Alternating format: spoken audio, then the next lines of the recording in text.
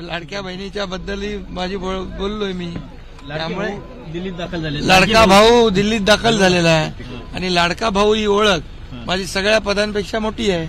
त्यामुळे तुमच्यासोबत काही मंत्री देखील उपस्थित आहेत, खासदार देखील उपस्थित आहेत. हो आहेत ना. सविस्तर चर्चा होणार मुख्यमंत्री आणि इतर आपलं मंत्रिमंडळ विस्तारासंदर्भात देखील सविस्तर सगळी चर्चा होईल आणि त्याचा इतिवृत्त तुम्हाला सांगेल. सीएम साहेब, पण तुम्ही येण्यापूर्वी 2 उपमुख्यमंत्री सुद्धा बैठक करतायत अजित पवारांच्या सोबत, प्रफुल्ल पटेल यांच्या, सुनील तटकरे यांच्या निवासस्थानी. ते पण बैठकीला येणार आहेत. त्यामुळे ते देखील त्या बैठकीत आहेत आणि त्या अगोदर आल्यामुळे त्यांची पक्षाची बैठक, त्यांच्या पदाधिकाऱ्यांची बैठक झाली असेल. ओके सर, तर आपण पाहू शकतो मुख्यमंत्री एकनाथ शिंदे. तर एकनाथ शिंदे हे दिल्लीमध्ये दाखल झालेले आहेत आणि थोड्याच वेळात बैठक होणार आहे. दिल्लीमध्ये ही बैठक होईल. अमित शहा यांच्या प्रमुख उपस्थितीमध्ये महाराष्ट्रातील देवेंद्र फडणवीस, एकनाथ शिंदे, अजित पवार या बैठकीला उपस्थित राहणार आहेत.